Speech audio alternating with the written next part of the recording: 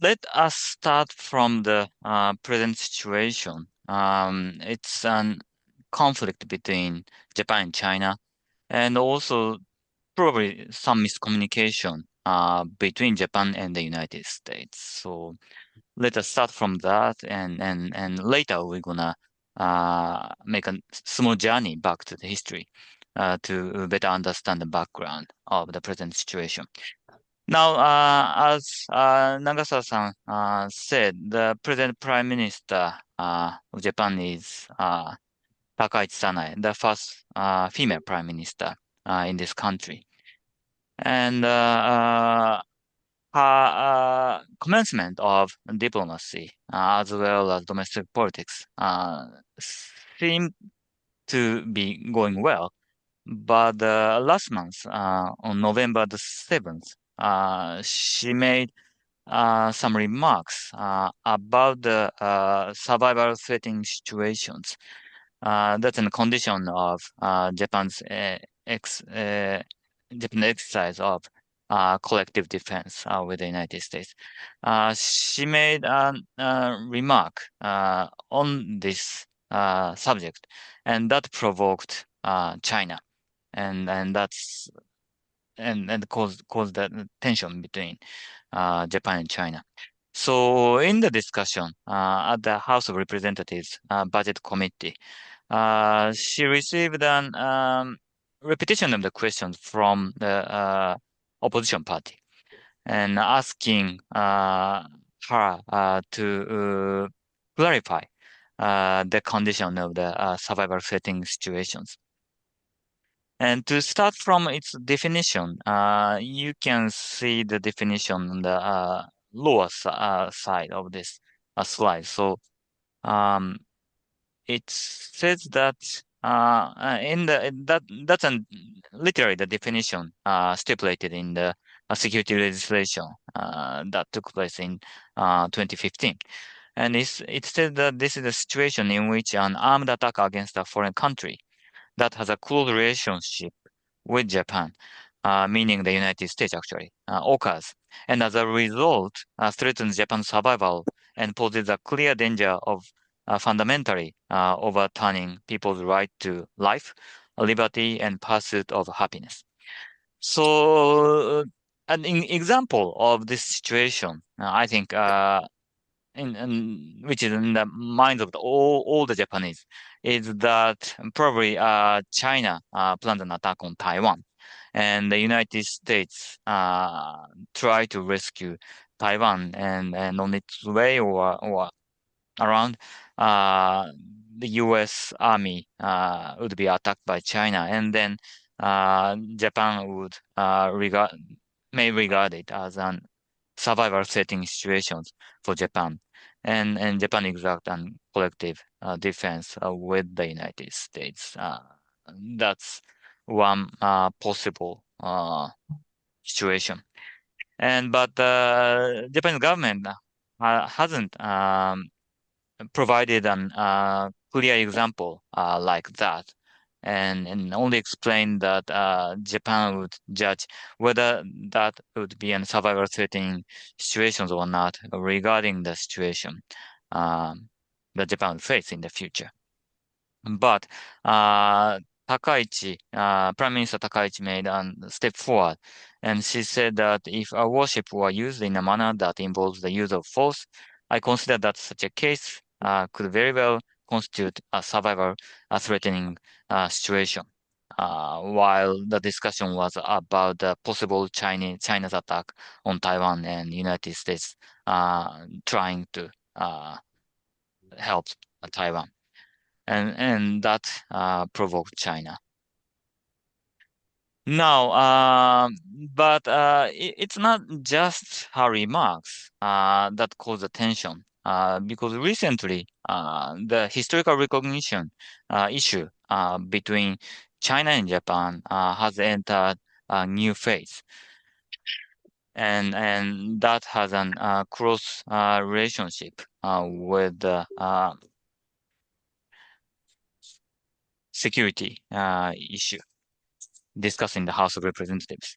So as many of you know, after the defeat of Japan and the Asia-Pacific War, Japan and the US and its allies and partners signed a treaty called San Francisco Peace Treaty in 1951.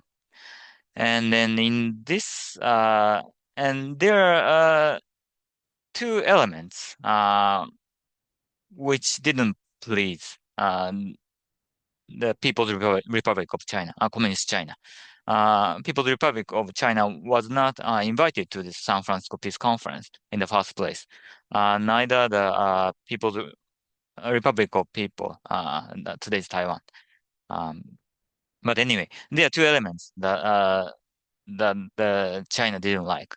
First, although Japan renounced all the titles or claims or rights about Taiwan in this treaty, Japan did not specify where then that Taiwan would belong.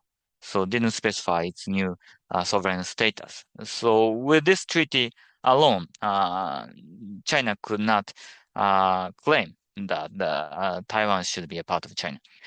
And the second part China didn't like and doesn't like is that Japan secured residual sovereignty over Okinawa, although that was under the US occupation until 1972. And as you can see the map, China's strategy is to make a breakthrough through the first island chain. And the original plan was to do that during the 2010s and reach the second island chain and obtain an access denial power through the 2020s.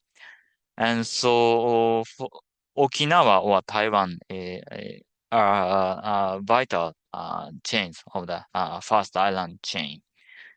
And therefore, China regards the San Francisco Peace Treaty as invalid and also illegal. And that was China's position from a long time ago. But recently, China is intensifying its assertion. First, because of its tension with Taiwan, and but it involves Japan as well.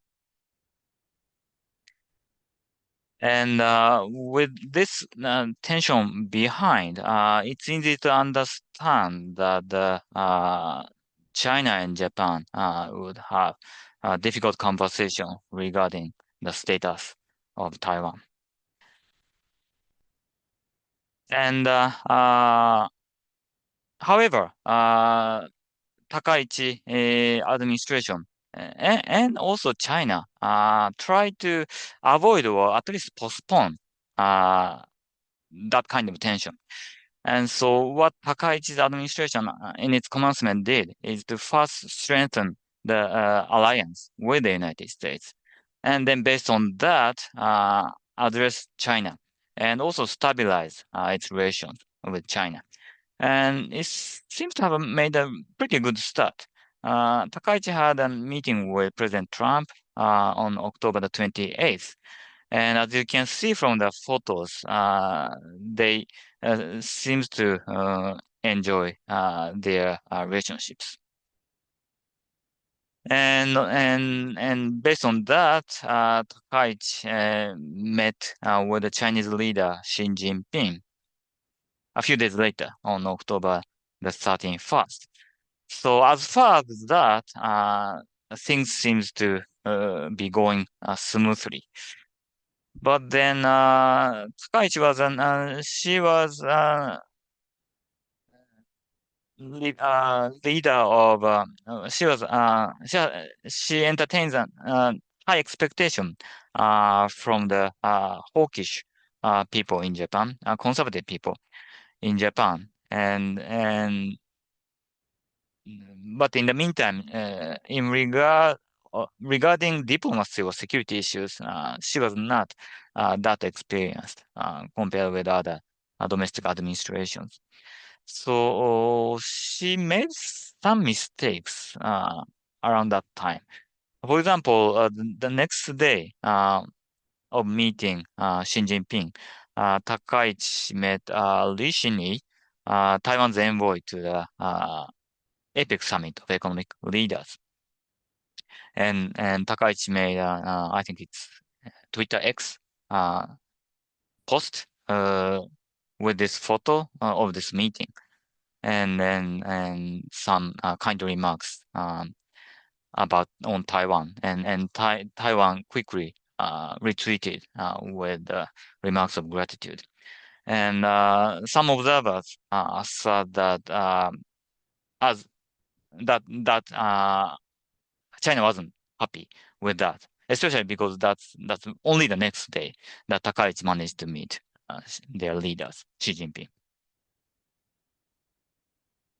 And and also Takaichi might have made mistakes not only through meeting with a Taiwanese person, but also through meeting Xi Jinping himself. Because that's another photo of the meeting of Takaichi and Xi Jinping. And that's not the occasion of an official interview, but somewhere away from that. And then the two leaders had some more private, unofficial conversation. And in this photo, you can see that not only Takaichi, but also Xi Jinping was smiling. And Takaichi made a post of this photo, and and saying that she exchanged greeting with Xi Jinping at kind of waiting room before the APEC summit. And some specialists speculate that that enraged China more than her meeting the Taiwanese envoy, because Xi Jinping, the Chinese leader, is supposed to be more magnificent and somehow more strict in regard to their concerns about the Japanese conduct, past and present. So deploying this photo might increase difficulty with China. I'm not really sure because the MOFA, Minister of Foreign Affairs of Japan, also retweeted this Twitter, her post. So with some concerns, probably MOFA thought that this post is very okay, but possibly it was not really okay. But we are not really sure. There are many hidden sides regarding China, so many opinions or observation must be speculations. But the reaction of China was very harsh. On November the 7th, um, as I said at the beginning, after the meeting with Trump and Xi Jinping in the House of Representatives Budget Committee, she made remarks on survival setting situation I just described. And next day, She Qian, Chinese Consul General in Osaka, posted on X, and the language was very provocative. Uh, he said that the intruding dirty neck must be cut off without a moment's hesitation. And it was quite apparent that the intruding dirty neck meant the neck of the Takaichi Sanae, Japanese Prime Minister. So that enraged many Japanese audience. And luckily, and the Chinese government seems to have the same impression, at least at the beginning. In response to a protest lodged by the Japanese government, the post by Consul General Xue Chen was deleted. And at this juncture, although the Chinese government criticized Prime Minister Takaichi's statement, they stopped short of demanding retraction of that statement. However, amidst a wave of condemnation regarding the Consul General's post from Japanese media, internet, and lawmakers from both sides of the aisle, the government party and opposition party in Japan, Beijing found its position untenable to compromise. That's quite usual for China. When China received significant criticism, China find it very difficult to back down. It's becoming their weak point, I think. But anyway, and that led to an escalation where China demanded the retraction of Takaichi's comments and initiated economic coercion, including travel alerts and ban on seafood imports from Japan. And Japan was, of course, uncomfortable, and also some of them got excited. But then the biggest shock hit Japan. The Wall Street Journal on November 27th um, reported that Trump, after having a phone call with Xi Jinping, had a phone call with Takaichi Sanae. And Xi Jinping explained a lot about their China's position about Taiwan. And Trump asked Takaichi to lower the volume on Taiwan. So Trump, after call with China's Xi, told Tokyo to lower the volume on Taiwan. That's the headline of the report of the newspaper. And that was quite a disappointment and embarrassment for Japan. So, how should we assess the series of events surrounding Takaichi's remarks? And of course, while it is unclear how things will unfold from here, so everything I am going to say may be wrong in the future. But for the merit of discussion, let me offer a preliminary assessment of the situation. First, Takaichi's remarks were admittedly ill-advised. However, the Japanese government's policy regarding survival setting situations has always been to make judgments based on specific circumstances, as I have explained. So then Takaichi merely stated that if U.S. forces heading to aid Taiwan were attacked, it could constitute a survival threatening situation for Japan. And so that does not represent a fundamental shift from the conventional stance.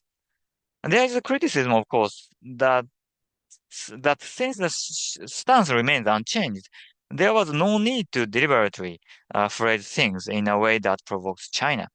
But the policy itself has never been altered. What truly exacerbated the situation was Consul General Xue Qian's post. The Chinese government likely realized this point, this post was inappropriate, however, which is why it was deleted. Ideally, Japanese media and politicians would have remained quiet at that point, so that China could um, stay back. But in democracy, such restraint is almost impossible, as you know, and China doesn't know well as well as us. And then Chinese criticism and economic pressure will likely fuel anti-Chinese sentiment among the Japanese public. However, there are numerous precedents for such intimidation by China against Japan and other nations. And the Japanese side appears to have been somewhat prepared for this, not knowing what the trigger would be. The biggest shock, therefore, came from reports that President Trump of the United States made remarks seemingly siding with China. From, of course, that's basically Japan's mistake because Japan needs American help more than America needs Japan's help. So Japan needs to be more aware of the situation more than the United States is. And also from Trump's perspective, finding himself at a disadvantage in the trade war with China, he likely needed China's cooperation. The Japanese side should have also realized that his views on the security affairs or international order differ from Japanese ones. For instance, the ostensibly spectacular Takaichi-Trump summit I have just described was not accompanied by a joint statement. There are some agreed documents, but not a joint statement about what the Japan and the United States jointly do in the world or for the world, etc. There are some documents confirming the previous agreements made between the two countries, or some partial agreement about rare metals only. And lack of joint statement was likely because Trump had no interest in what Takaichi had to say regarding free and open Indo-Pacific FOIP or Taiwan.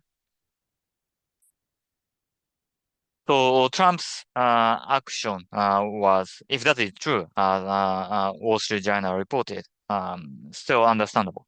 Even so, the shock to Japan is profound. China is intensifying its attacks on the San Francisco Peace Treaty, the foundation of the post-war world order that the Japan and the United States jointly managed to make in 1951. And China is attempting to breach the first island chain comprising Okinawa and Taiwan, and increasing pressure on the second island chain, including Guam, under U.S. control. And in this context, the Japanese Prime Minister expressed solidarity with the United States forces coming to Taiwan's aid. And in response, Trump essentially told her to stay quiet. So Japan's fundamental strategy is and has been to cope with China through the cooperation with the United States. But this series of incidents further heightened the suspicions that had been increasingly directed towards that fundamental strategy. And so this event may well be remembered more as a crisis in Japan-US relations than one in Japan-China relations. That's my assessment so far. And to consider the roots of the miscommunication between Japan and the United States, let us look back a bit in history.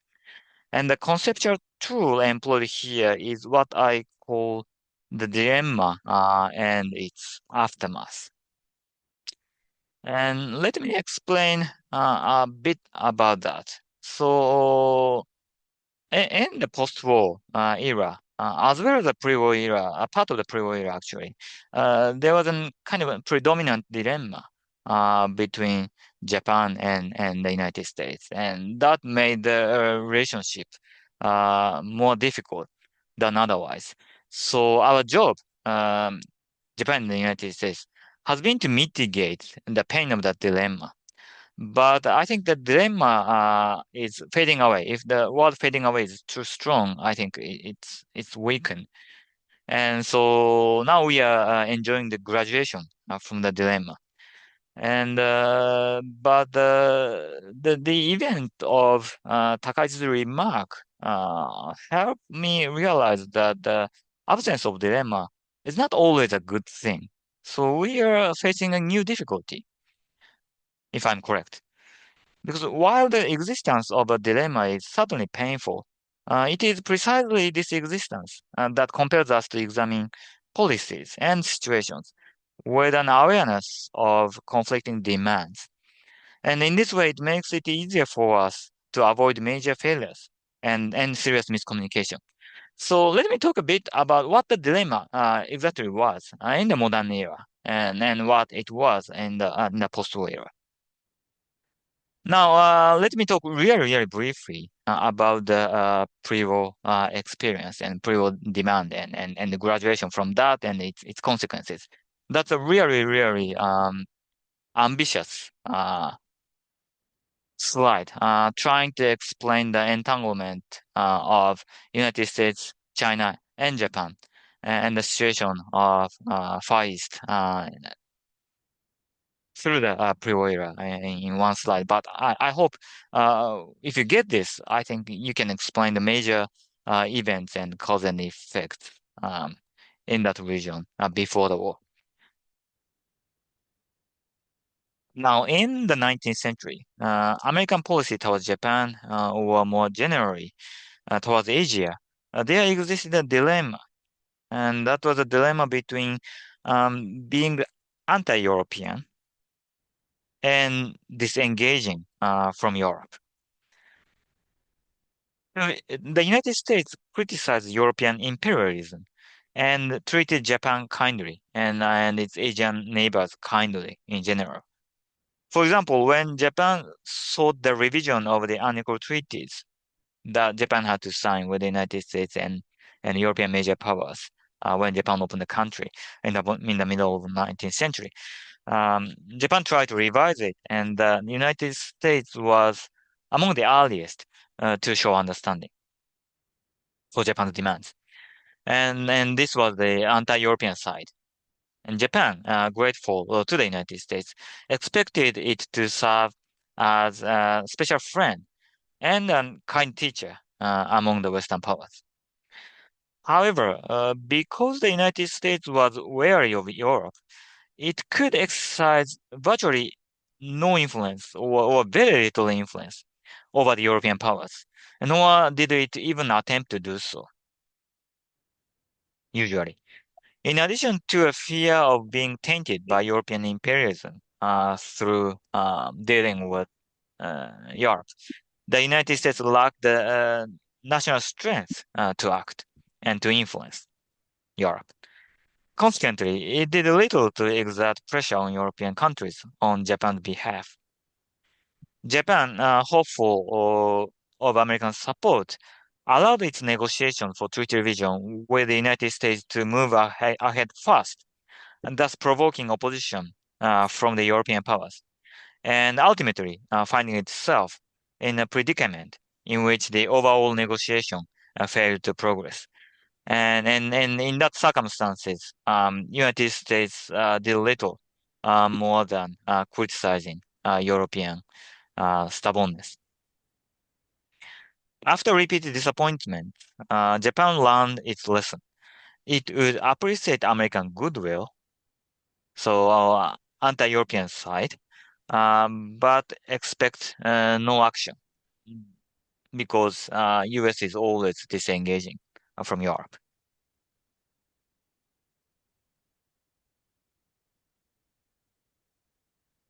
And in this way, Japan graduated from the dilemma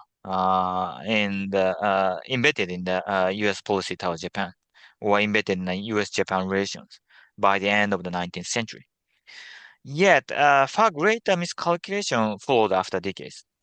After entering the 20th century, the United States began to view Japan as a new imperialist power and grew sympathetic towards China, the victim of Japan's imperialism.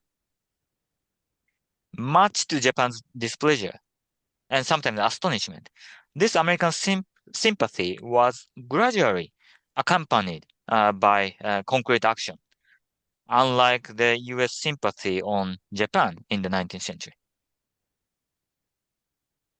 Well, given the United States' considerable expectations regarding the Chinese market and its expanding interests and responsibilities in East Asia after the turn of the century, American action was understandable.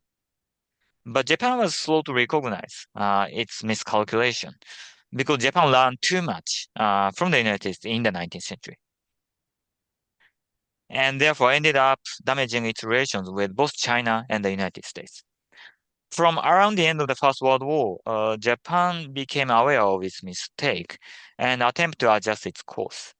And there were even moments when the adjustment seems to be working, but in the end, Japan plunged into an all-out confrontation with both the United States and China and met defeat and surrender in 1945.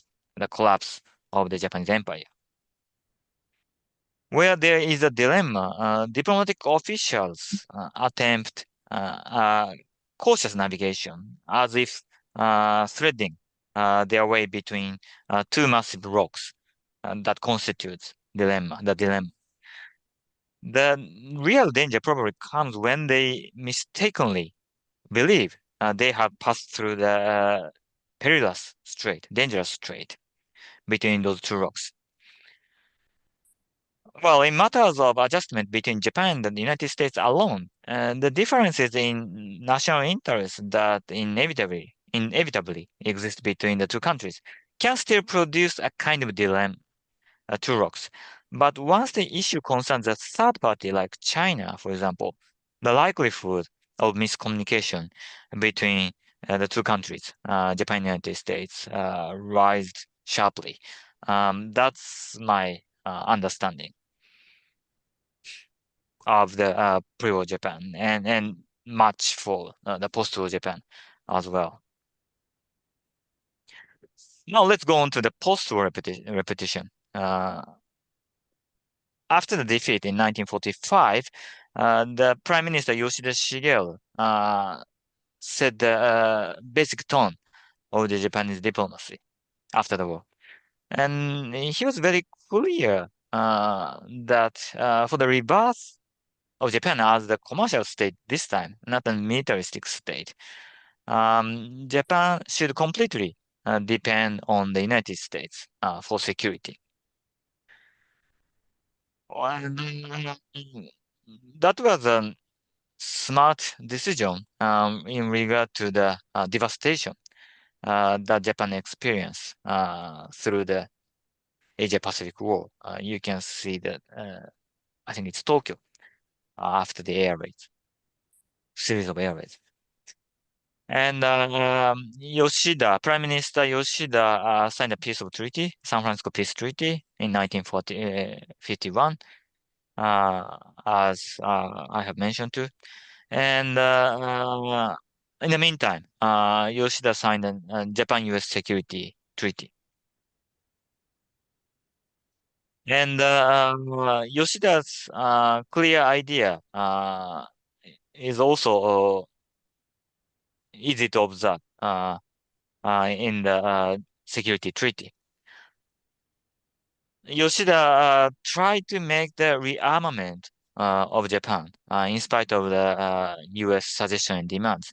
Um, try to make it as slow as possible because he wanted to divert more resources on the economic reconstruction and economic growth.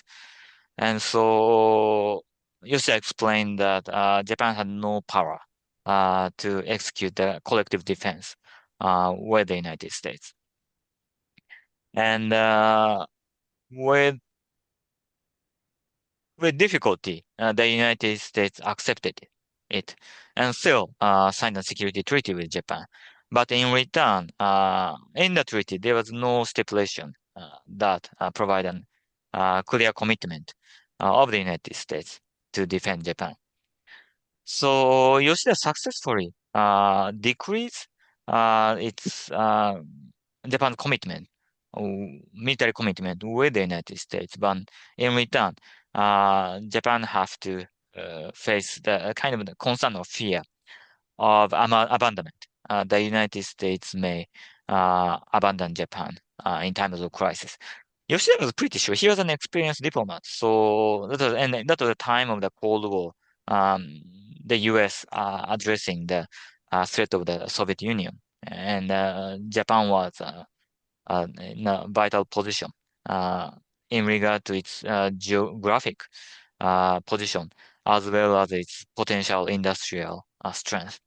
And so, and if there's a crisis, it's from the Soviet Union. So Yoshida was clear that the United States military had to defend Japan. But still, not everybody thought like Yoshida did. So if you look at the written treaty, then there was um, a kind of a fear of desertion. Uh, by the United States when Japan would be in crisis. So Japan-US alliance is it's an and like probably all other allied powers alliances, it's a dilemma between fear of entanglement and fear of disruption. And so the American ally want to limit or decrease the degree of entanglement with the United States. Otherwise, they might be trapped or involved in the American wars. But in the meantime, they need protection provided by the United States. So they also have the fear of disruption.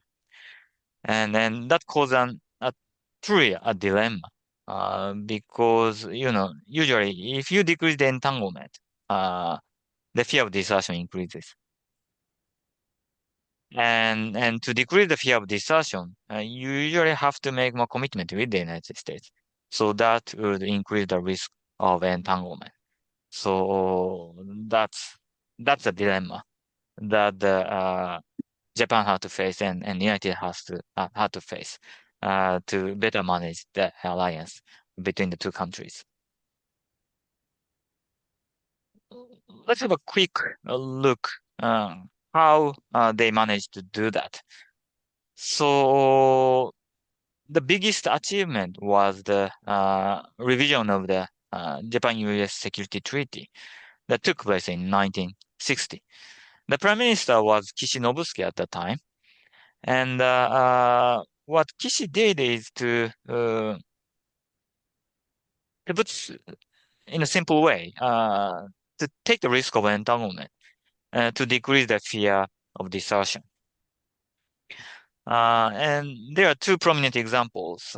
First, Kishi accepted the idea of collective defense and stipulated in the new security treaty. That is an tricky or at least technical revision because the collective defense only takes place where the Japanese administration uh, covers. And so when the U.S. Forces in Japan were attacked by someone, um, then the Japan will fight with the United States against it together. And that's almost natural because when the U.S. forces in Japan were to be attacked, uh, very probably the Japanese territory or the Japanese people, Japanese transportation, Japan's sea would be attacked. So, it's natural that if Japan, if we recognize the Japan's right of individual self-defense, then Japan would have to fight back. And so that's the easiest mode of collective defense for Japan with the United States. But still, the collective defense is now clearly stipulated. And in return, the new revised security treaty stipulated the American commitment uh, to protect Japan, which the Yoshida Treaty could not achieve. And the second prominent example is Kishi accepted a secret agreement uh, about Korea, etc. I mean, when there'll be a resumption of war in Korean Peninsula, U.S. forces in Japan are expected to uh, move to Korea and fight back. And Kishi promised secretly that Japan would not disagree with this move. And in return, the United States accepted a prior consultation system So when the US forces in Japan have to launch an operation, the United States, towards outside Japan, the United States would consult Japan beforehand. And the US could accept that arrangement because of that secret agreement that Japan would not disagree with American operation in Korea um, through the prior consultation process. And so what Japan did is, if I may repeat, took the risk of entanglement and in return decreased the fear of desertion.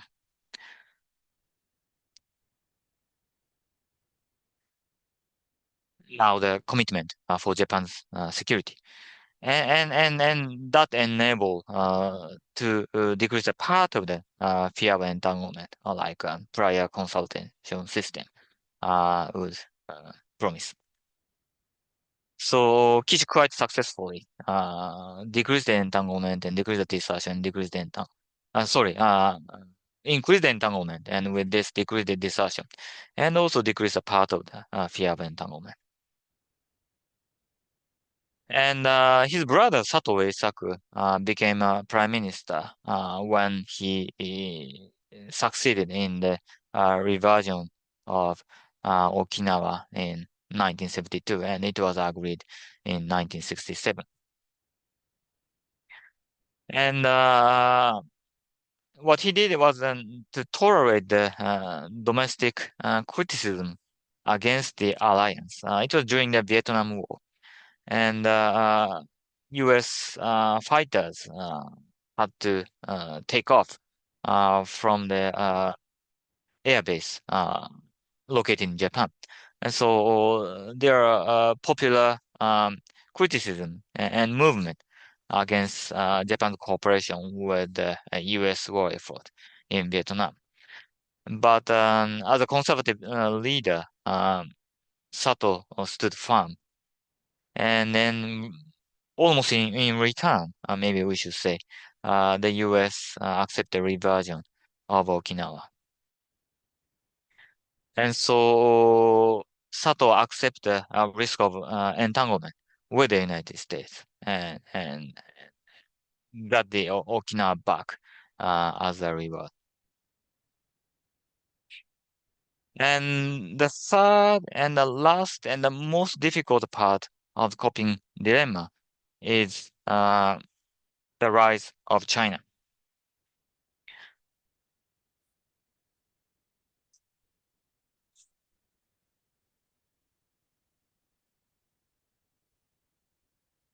Sorry. From 2009 to 2012, Japan experienced the rare circumstance of having a Democratic Party of Japan, DPJ, government, not one long held by the Liberal Democratic Party, LDP. Jiminto. Yet this administration weakened Japan's security engagement with the United States. And in combination with the Obama administration's policy of engagement towards China, it ultimately heightened Japan's fear of desertion, abandonment by the United States. The administration of Hatoyama Yukio of DPJ insisted on relocating the U.S. Futenma Air Base in Okinawa outside the prefecture Okinawa, bringing Japan-U.S. relations to a stalemate. This in turn diminished Japan's ability to respond to a rising China. During the Kan Naoto administration, again of DPJ, the Great East Japan earthquake in 2011 markedly strengthened Japan's public sentiment toward the United States through the U.S. military's operation called Tomodachi, friend. Even so, Japan continued to struggle on the security front with China's offensive actions regarding the Senkaku Island. These circumstances generated dissatisfaction within Japan, especially the conservative wing, and result in the return to power of the Liberal Democratic Party under Abe Shinzo, who was regarded as a hardliner toward China. And sorry, the third prime minister of DPJ, Noda Yoshihiko, whose photo was on the right, he had to struggle with China regarding the Senkaku Islands, and he had to purchase and nationalize Senkaku Island, and that caused a huge demonstration in China against Japan. And that's a symbol of the difficulty with the relations uh, with China during the DPG administration. But anyway, and now LDP and Abe Shinzo was back into power. The Abe administration strengthened Japan's engagement with the United States and reinvigorated the Japan-US alliance. The symbol of this was as I mentioned, 2015 security legislation, which defined the conditions such as survival threatening situations, which also I mentioned, and the topic of Takaichi's remarks, under which collective self-defense could be exercised for the United States. And through this, Japan sought to reinforce its position vis-à-vis China and also stabilize relations with Beijing because trade with China um, and investment from and to China was very important for Japan's economy. And the difficult challenge of balancing relations with both the United States and China appeared to grow even more formidable as US-China rivalry intensified from the latter part of the Obama administration, as well as through the first Trump administration. Believing that or expecting that Abe, on the basis of his favorable relationship with President Trump, might be able to navigate this challenge. The Japanese public tolerated his long tenure in office. But through this decade, I mean, through the DPJ administration as well as the Abe Shinzo's long uh, office as a prime minister, Japan seems to have graduated from the dilemma regarding the United States that was dominant through the post-war era. So, what made Japan graduate um, from that dilemma? The